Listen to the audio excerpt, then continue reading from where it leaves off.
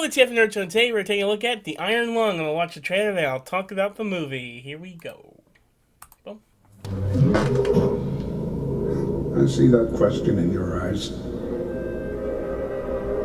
For what purpose do we remain alone in the dark? Beginning the descent. Cruising depth in roughly 2 minutes.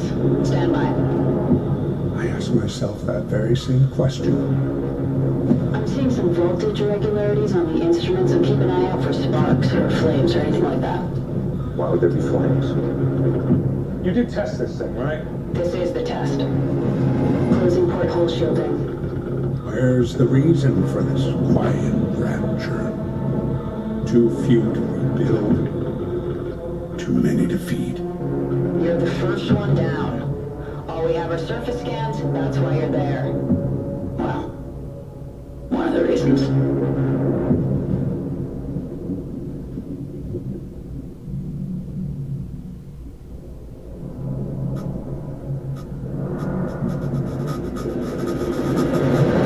Can we just agree this is important? Food, air, we need this, not just the seal like all of us. We need this. There aren't enough of us left to be throwing lives away, but there is too much at stake not to take calculated risks. Ian doesn't understand that. You don't understand that. I Iron just want to Lung. live. I just want to live. That's so wrong. Why doesn't anybody else want that? Aww. Alright, Iron Lung. So, I'm not gonna lie, when I went to go see this movie, I was kind of expecting the worst. And it's not because I don't like Markiplier. I like him fine. My brother and my cousins used to watch him all the time when we were younger. And I would catch them watching it. And I would watch, sometimes I would watch it, or like I'd watch a couple Let's Plays. So it's a whole thing. So, like, I knew of Markiplier. Markiplier also has some cool Choose Your Own Adventure videos on YouTube, which I love Choose Your Own Adventure anything, even on Netflix with Bandersnatch, and even the Kimmy Schmidt one is pretty cool, too.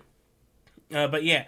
The reason I was not thinking great of this movie is he wrote it, he directed it, and he's starring in it. And it looks like it's just his face.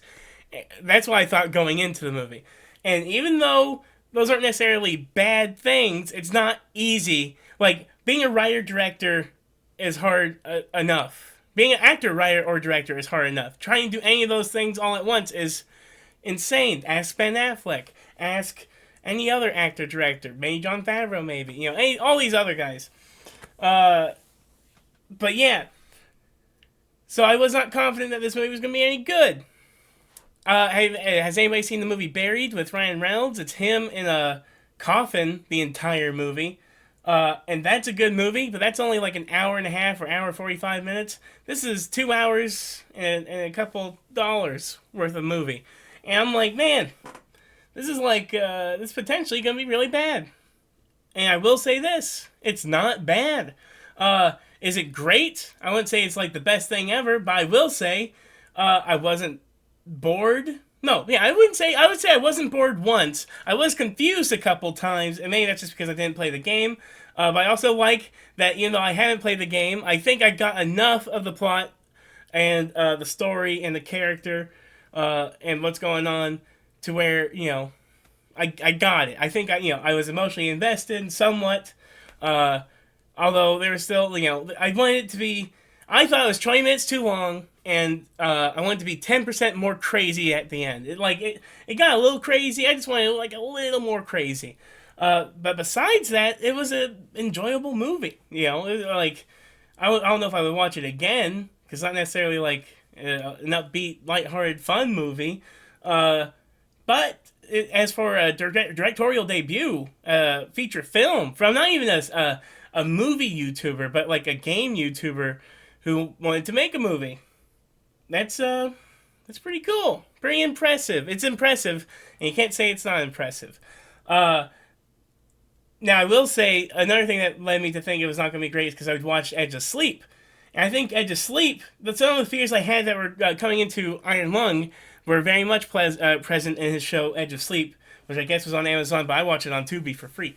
But yeah, and like Edge of Sleep wasn't terrible. There were some good moments. There were some not some so good moments. But what it was, I think some of. Yeah, I'm not saying Markiplier is a bad actor, but I do think he said himself in some interviews about how since he was able to like be in the edit for this movie, he could like pick his good scenes and his bad scenes and like really sort of cherry pick his best moments. Whereas I don't think that necessarily was it with Edge of Sleep. I also noticed in Edge of Sleep he is ADR'd a lot. He might be ADR'd here a lot. They have a lot of cool, interesting ways of hiding certain things. It is a it's a movie. I don't want to say it's a cheap movie because movies aren't cheap, and he paid this with his own money, so it's even less cheap for him. But it is like a more small movie. And I was like, how are they gonna make look at this one room interesting? And he does find ways to like use the tension and the suspense, and also finding different canals and corners and nooks and crannies of the little submarine to make it look interesting. So yeah, I think it was a pleasant surprise. I would see what he would do next. I hope it maybe he could get somebody to help him or co-fund it or something, so he can do something a little more crazy. I want something a little more crazy. But yeah, I was pleasantly surprised. That's all I can say. I don't give ratings like that. I just thought, hey, if you like Markiplier, definitely check it out. If you don't like Markiplier and you're curious to see like what has this guy got, I think you'll also be pleasantly surprised. So yeah, like, comment, subscribe. Goodbye.